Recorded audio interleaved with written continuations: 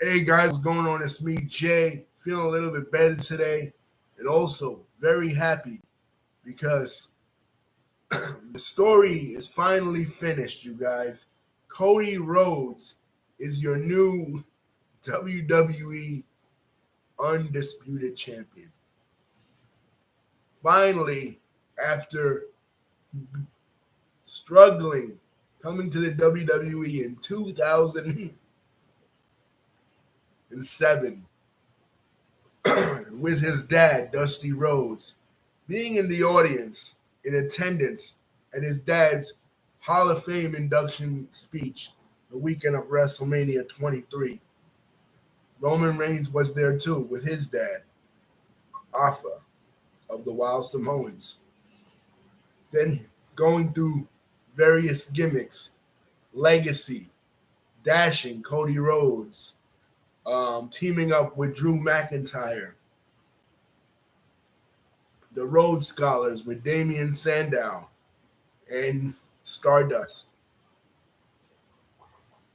and the refusal of WWE to give he and his brother Goldust a WrestleMania match at WrestleMania 32 caused Cody to leave the company and go to the Indies. And it was in the Indies that he proved all the haters wrong. He resurrected a dead brand. Even Dave Meltzer didn't know that ROH could have that many people when Cody was on the card as the NWA champion at that time. And he organized All In. From there, he started a revolution along with Jacksonville Jaguar company owner Shad Khan and his son Tony, and created the first alternative that we ever had in professional wrestling since the closure of WCW in 2001. In AEW, brought wrestling back to the Turner Network for the first time in decades. Then he proceeded to have problems with that same company, walks out of that company, and after being gone from the WWE for 7 years, comes back to the WWE as an amazing debut at WrestleMania 28 with Seth Rollins, only to be injured by Seth Rollins again at Hell in a Cell 2022 and is out again for several months. Comes back, wins the Royal Rumble 2023, goes on to WrestleMania 39 to face the champion Roman Reigns, who at this point is unstoppable.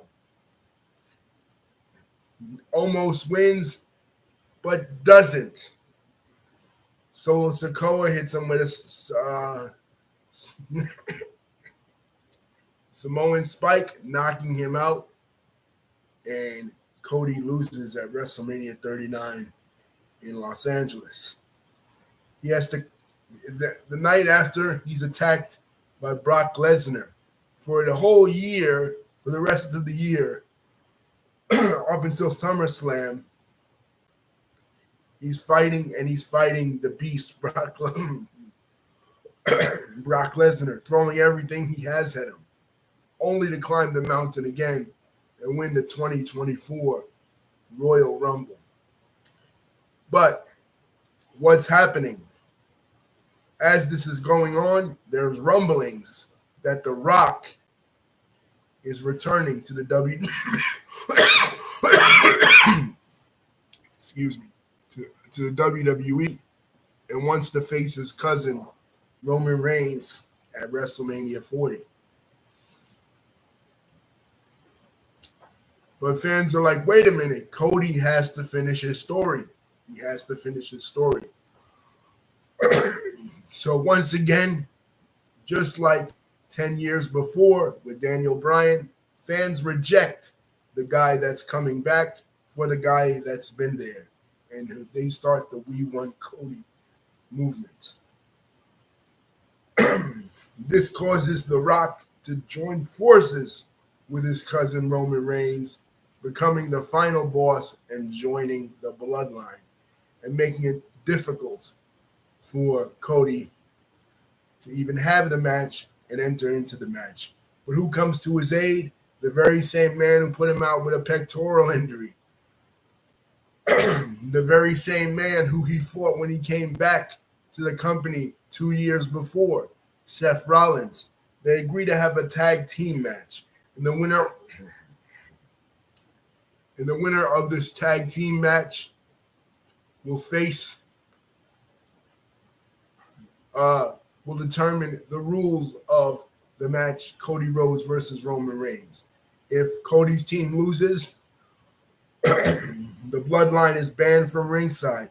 If Cody's team wins, the bloodline is here to stay. Bloodline rules. But we get to that match last night, and unfortunately, Cody Rhodes and Seth Rollins.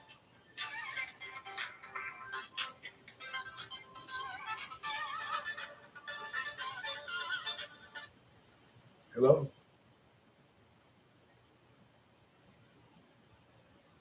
Yeah, yeah.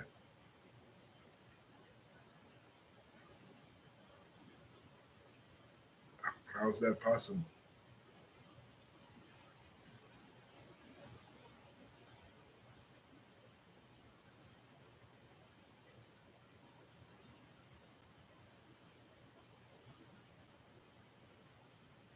Okay, all right, all right.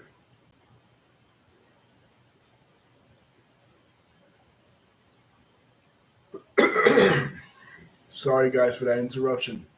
Anyway, Netflix shenanigans. But anyway, Cody Rhodes, his team loses at WrestleMania Night 1. So now it's Bloodline rules. The Bloodline, Solo Sikoa, Jimmy Uso, Roman Reigns, the Wise Man, Paul Heyman, and of course, The Rock can do anything they want to Cody.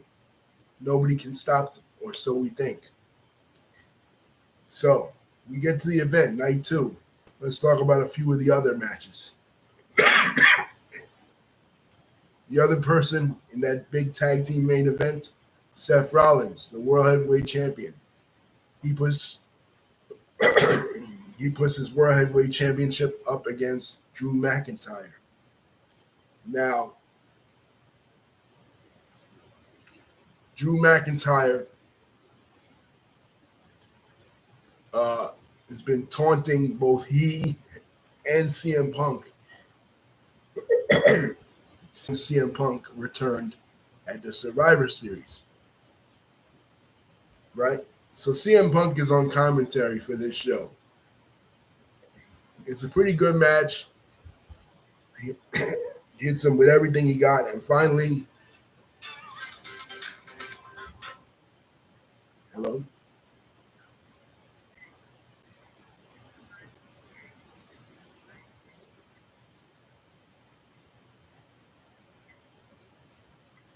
Okay, yeah, I'm looking at it now.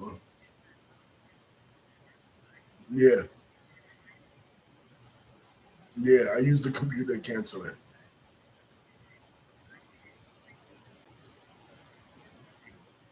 Yeah, I use the computer to cancel it.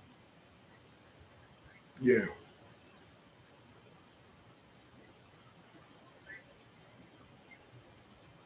hmm, yeah, wow,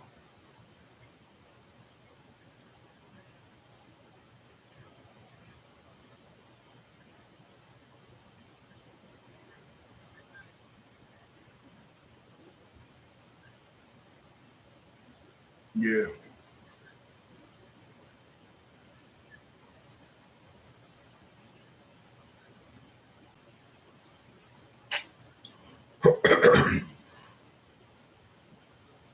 So Drew McIntyre makes quick work of Seth Rollins. He's now your new heavyweight. He's not your new WWE heavyweight champion, or so we think. He's going over there. He's still talking smack to CM Punk. CM Punk finally attacks him. Boom. Who comes out? Senior Money in the Bank. Damian Priest of Judgment. Excuse me, Judgment Day cashes in his Money in the Bank and wins. Now, another title change. Damian Priest is now your newer WWE Heavyweight Champion, the first Puerto Rican man of Puerto Rican descent to hold that championship or to hold any championship in the WWE since Pedro Morales in 1973. So congratulations, hermano. We are doing it. Viva Boricua! That's what's up, man. It was trending as bisexual Undertaker, whatever. Haters. It was a so-so night for the Judgment Day. Rhea retained. So-so WrestleMania for the Judgment Day. Rhea retained. They lost the tag team titles, but they gained the World Heavyweight Championship. So, yet another Money in the Bank cash in at WrestleMania, a historic one. Okay, we go to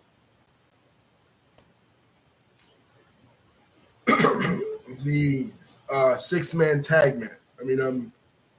The six-man tag match. In this match, we have the Final Testament, Akam and Razor, AOP, welcome back to the company, versus with Karrion Kross versus the almighty Bobby Lashley and the Street Profits. And what an amazing match this was. This was a Philadelphia street fight. And you had Bubba Ray Dudley as the referee, so you knew Philly was on his side. Come on, it's Bubba Ray Dudley. I mean, what can you say about this guy? He's one of the best. He's a member of the Dudley, so you knew you're going to see a table spot, and that's exactly what you saw. They put his old school Dudley boy glasses on, pushed him. You can say get the tables. And you had Snoop Dogg on commentary. Now, Snoop Dogg, I was like, Snoop Dogg's going to get involved with this match and do something. He doesn't get involved with the match, but like he did last year, remember, all of a sudden impromptu, he got to do the people's elbow on fucking The Miz last year. He doesn't do that. But what he does do is his commentary is hella funny. You got B-Fab in the corner of the Almighty and the Street Profits. They're decked out. Pride just destroys the Last Testament. Pretty good match. Paul Ellering was in the corner of the Last Testament, and the announcers totally blew this. They have no historical perspective at all when it came to this. They said that this was Paul Ellering's first WrestleMania. No, it wasn't. Bozos. He was at WrestleMania 8 in Indianapolis. It was just an interview, but he was right there with his team, Animal and Hawk, the Legion of Doom. So he tries to get involved. He grabs a leg and he kick him. But anyway, then Snoop gets in the ring, starts celebrating with Almighty and Street Profits and B-Rad. It's amazing. Then you get AJ Styles with his new song. I'm not feeling AJ Styles' new song, to be honest with you guys. And LA Knight, his first WrestleMania, pulling up in a Slim Jim car. He's the new promotional guy for Slim Jim, the new Macho Man Randy Savage, the Yeah movement. Everybody's still loving him. pretty soon, if it wasn't for Cody Rhodes, I would have thought this guy would have been the guy that would have took it all the way and defeated Roman Reigns. I mean, this was an amazing match. You know, he beat AJ Styles cleanly. We get the women's match. Io Sky of Damage Control. It wasn't a good weekend for Damage Control and Bayley. Keep in mind, guys, Bayley was off WrestleMania for 2 years. She wasn't on WrestleMania. It was notoriously a joke between her, Titus O'Neil, and Hulk Hogan at WrestleMania 37 that she wasn't on the show. She had to climb her way back up to the top as an heel manager of Damage Control. They turned on her. She was the winner of the 2024 Royal Rumble.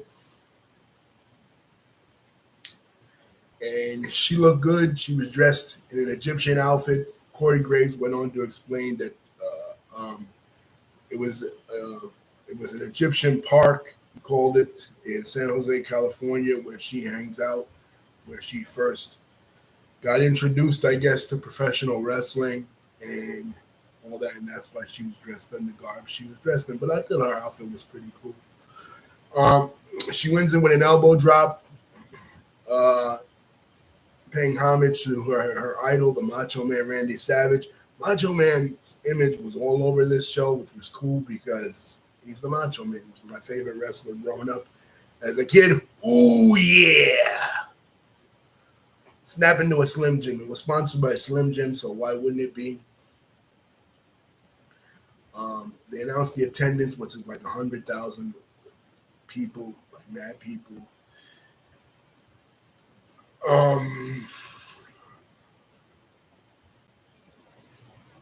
But what everybody really came to see, the main event of the evening, Cody Rhodes versus Roman Reigns. Cody Rhodes' entrance again, typical Cody Rhodes entrance. He was out there with Brandy. He had this hell of a mask. Brandy took the mask off, the American Nightmare mask. And boy, the crowd was really on his side. Roman Reigns, his entrance was kind of short compared to last year. Last year, his entrance went on forever and ever. This year really not so much. I mean, this year it was pretty short and sweet because the match was going to be what the match was going to be. It started off really slow. They did a few table spots here and there. Oh, wait. Oh, I'm backtracked. They did a few table spots here and there. Nothing pretty special. And then Roman Reigns. Then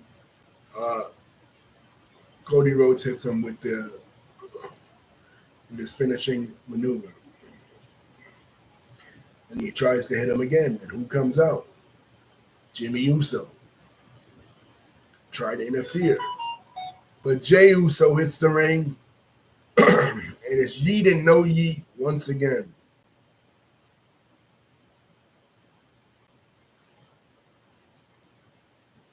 And Jey Uso knocks Jimmy Uso off the stage. They had a better interlude match after this than they had in the freaking real life, like in real life, for real, like the night before. So Solo Sikoa comes out. He hits Cody Rhodes with a Samoan spike. Then they hit him with a spear and a Samoan spike. They figured that would be enough to put him away. It isn't. It's not going to be like last year. And whose music hits? John Cena's music hits. John Cena's shit comes out. Here he is. He hits some. Keep in mind, last time he was on WWE television in Saudi Arabia, he lost to Solo Sikoa. So they have history there. He comes, he knocks out Solo Sikoa. The Rock's music hits, the final boss music. Rock and Cena, face to face once again for the first time in 12 years. each one looking at the crowd, doing the thing that Hulk Hogan and The Rock did, both in Chicago and in their match at WrestleMania 18 in Toronto. And The Rock rock bottom Cena. So Cena's out of it, and he takes his belt off and he starts whipping Cena. So who comes out? The Shield music starts to play, and it's Seth Rollins. Seth Rollins is in his Shield gear. Now I thought, oh shit, John Moxley might come out, right, just to save his former. To sabotage his former Shield brother, but it wasn't John Moxley, aka Dean Ambrose. It was Seth Rollins in his old Shield gear, paying homage to his Shield character. Okay, he gets knocked out pretty easily. Roman Reigns picks up the chair and hits Seth Rollins in the exact same way, in the exact same fashion that Seth Rollins did to him when he broke up the Shield 10 years ago. And you see Seth Rollins crumble the exact same way that Roman Reigns crumbled when Seth Rollins joined the Authority and hooked up with Stephanie McMahon, Randy Orton, and Triple H back then. So Seth Rollins is out of it. So it's like, who's going to help Cody Rhodes? And all of a sudden, the lights go out, and boom, the true final boss of the WWE, The Undertaker, shows up to The Rock's shock. He choke slams The Rock. Boom. Now, now the ring is cleared for the entire bloodline. Roman goes for the Ura. Cody blocks it. Cody catches him in his finishing maneuver. Boom, does it 3 times and pins him for the 1, 2, 3.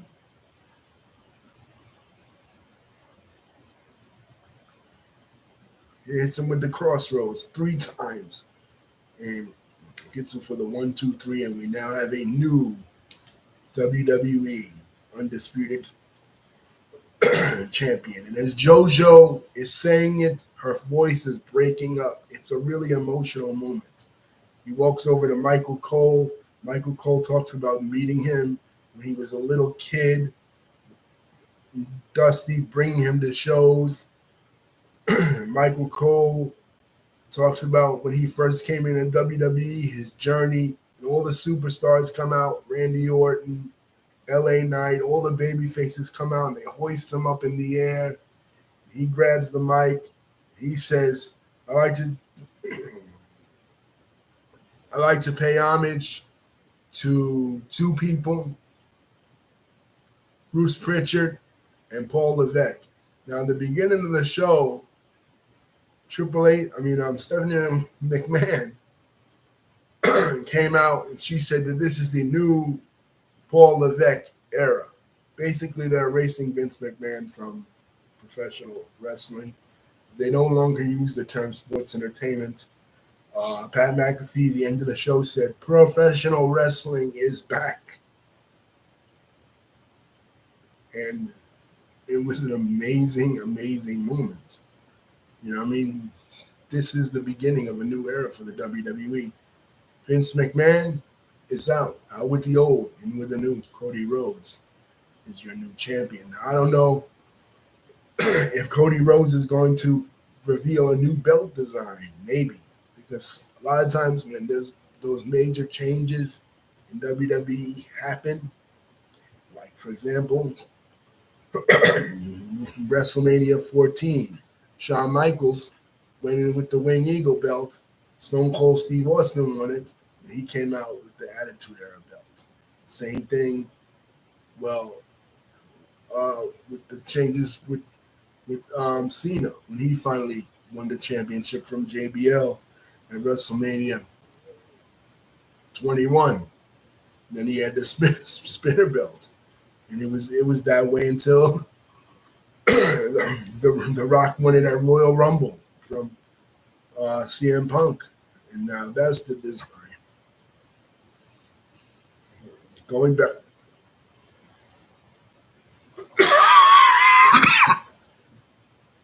going back even further, you had the Hogan '86 belt, and that was the belt until WrestleMania 4 when they unveiled the new Winged Eagle belt. So there's always a kind of different belt design, but somebody pointed out something really. I forgot about the U.S. title. The U.S. title match. The U.S. title match was a three-way between Kevin Owens, Randy Orton, and Logan Paul. Logan Paul comes out in this big ass Prime Energy truck. Oh, always looking to make an entrance since he's been in professional wrestling, you know. And his Prime Energy mascot. His Prime Energy mascot is another guy from YouTube, a famous streamer. That basically, after the match, Randy Orton beat the shit out of him. But anyway, Logan Paul retains. It was a pretty good match. Logan Paul, I got to give it up to him. He's been in WWE for a couple of years, and he delivers way better than his brother would in boxing. Let's see, in July anyway. But overall, this was a good show. Congratulations to Cody Rhodes. um, I wanted Stone Cold Steve Austin to. I wanted Stone Cold Steve Austin to be there. We all did. We wanted to see that glass shatter. We wanted to see The Rock's greatest rival face him face to face. But unfortunately, it wasn't Stone Cold Steve Austin. It was The Undertaker. And it makes sense, man, because The Undertaker has history with. He doesn't have all that much history with The Rock because, to my knowledge, they've never faced each other at WrestleMania ever. The Rock was not part of the streak, but he does have history with Roman Reigns. Keep in mind, now that Brock Lesnar is no longer with the company and was completely wiped away from history, it is Roman Reigns at WrestleMania 33 that has the only victory over The Undertaker. And technically, not counting the Boneyard match, nor counting the impromptu match at WrestleMania 35 against Cena, this Roman Reigns gave Mark Calloway, The Undertaker, his last match. So here's a payback. He now is paying the big dog back for what he did. He did to him, letting him know that this is still his yard. So it was nice to see The Undertaker come out. It was better than what he did last time. WrestleMania was in Philly, and he was hanging the Big Boss Man by a noose at WrestleMania 15. But it would have been so much better if it was Stone Cold Steve Austin, honestly. But I can't complain. I don't know what Austin was doing. Taker, it was his night. And Cody, it was his night. And another little factoid tidbit that people pointed to, in The Undertaker's debut match at the Survivor Series 1990,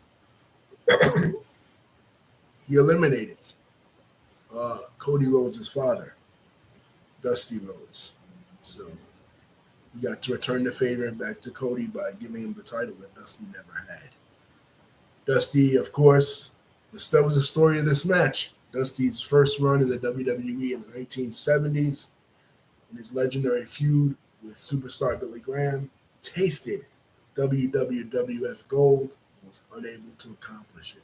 So for this to happen in WWF territory, where Dusty Never really was. It was amazing. This, and they continue the tradition of the underdog in WrestleManias and multiples of 10, facing off against the odds, beating the odds, facing multiple opponents. At WrestleMania 10, Bret Hart fought not only his brother, but Yokozuna in the rematch. In WrestleMania 20, Chris Benoit fought the odds against Shawn Michaels and Triple H. WrestleMania 30, Daniel Bryan beat Triple H, and he beat Orton and Batista. And at WrestleMania 40, with bloodline rules and the deck stacked against him, Cody Rhodes became the new champion. So, once again, WrestleMania hits you right in the feels. We're on to next year, guys. Sorry for the phone interruptions. I needed to take those calls. Sorry for my cold. I'm just getting over it. But I thoroughly enjoyed WrestleMania, man. WWE is doing big things. And we'll see where it goes from here. Does the bloodline break up tonight? Does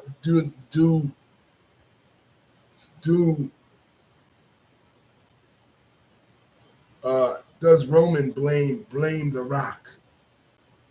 I can't see how though, because The Rock's interference did not directly cost Roman. It wasn't like The Rock pulled out a chair and he was going to hit Cody with it, and all of a sudden he hit Roman with it, and that's how he lost. You can't really blame The Rock. I think what's going to happen now is, I could be wrong, Cody's going to put the belt up against The Rock, and The Rock is going to be the champion, and then beat Cody at SummerSlam and be the champion. And then Roman's going to be like, wait a minute, I want to crack at the belt, and that's going to lead to the match at WrestleMania 41. But anyway, we got to see if the unstoppable has been stopped. Cody Rhodes toppled the giant. He took down Roman Reigns, and and technically, we have 3 Hispanic champions in WWE right now. Bayley, who's Mexican, she's Mexican American.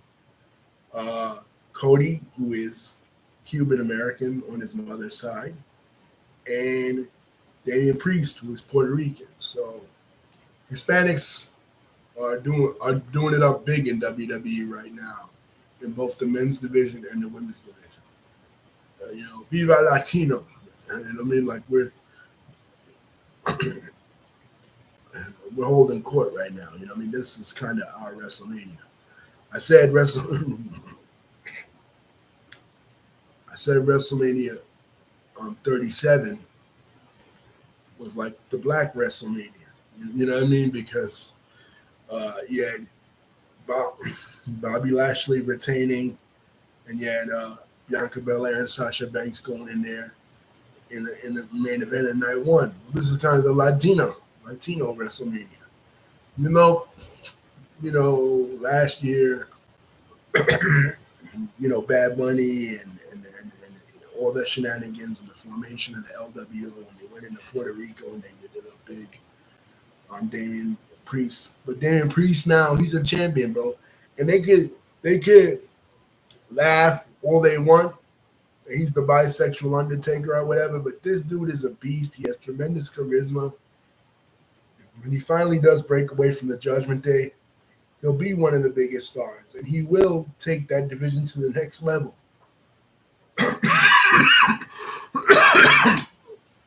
And I like the little nod to WrestleMania 10, because at WrestleMania 10, the other opponent for Bret Hart was supposed to be Lex Luger.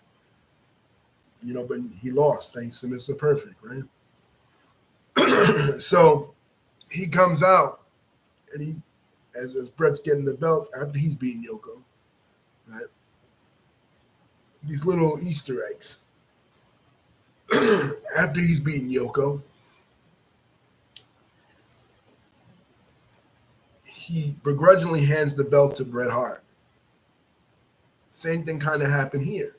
CM Punk was the first to come out. CM Punk was the guy who Cody eliminated at the Royal Rumble to gain his shot.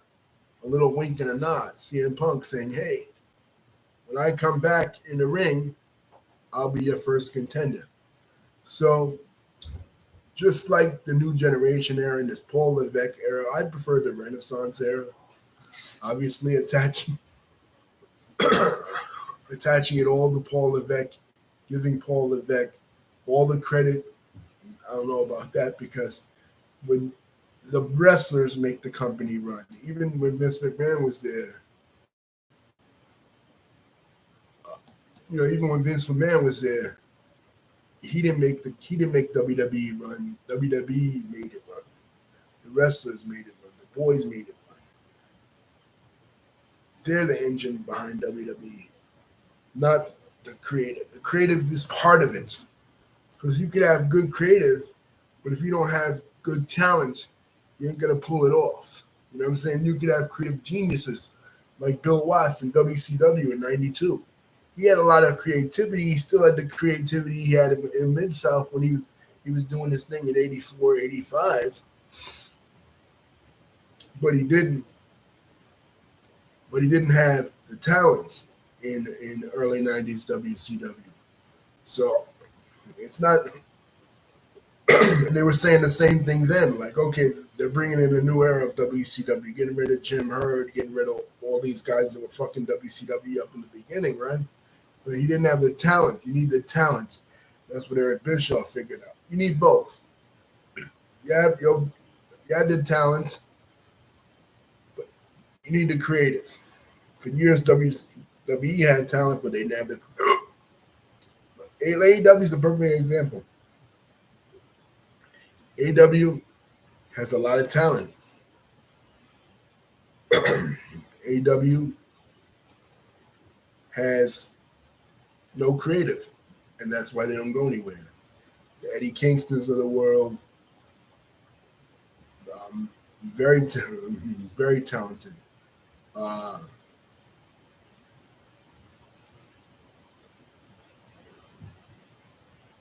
Okada, Mercedes Moné, very talented. Are wrestlers in AEW, but no creative outlet. They don't have a Paul Levesque. They're missing that. They don't have anybody from the wrestling industry really guiding them. That's under that learning tree, under that the best learning tree that you can have in professional wrestling. The tree that extends from Roy Shires to Dory Funk Sr. to Eddie Graham to Dusty Rhodes into Paul Heyman and Paul Levesque. Those are the creative geniuses in professional wrestling.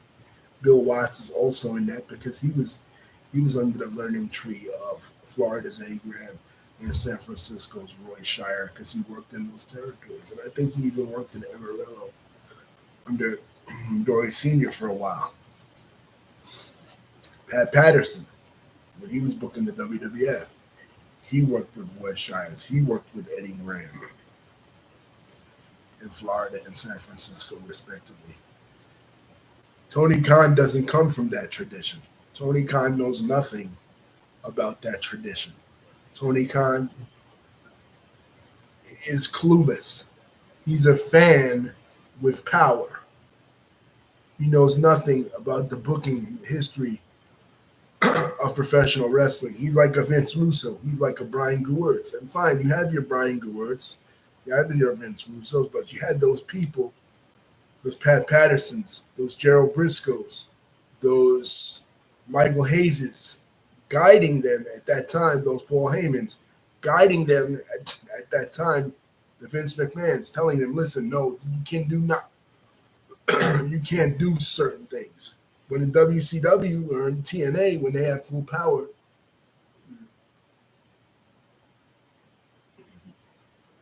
things went to shit. Because Jerry Jarrett was a booking genius, but his hands were tied when it came to when it came to that. So you have nobody running creative good in AEW, and that's their problem. The problem's not the talent; they have a ton of talent. They have a lot of new talent, a lot of access to Mexican, and when they can get their passports, Mexican and Japanese talent, but they don't have creative. Anyway, peace, guys. Don't forget to like, comment, and subscribe. Love you guys. Another WrestleMania in the bag. We head to Las Vegas for WrestleMania 41. Let's see what that brings. Peace. Oh, and I'll be setting up my other channel in a few days that is mainly political, mainly going to be political commentary, social commentary, entertainment stuff. It's going to be J Reactions 2.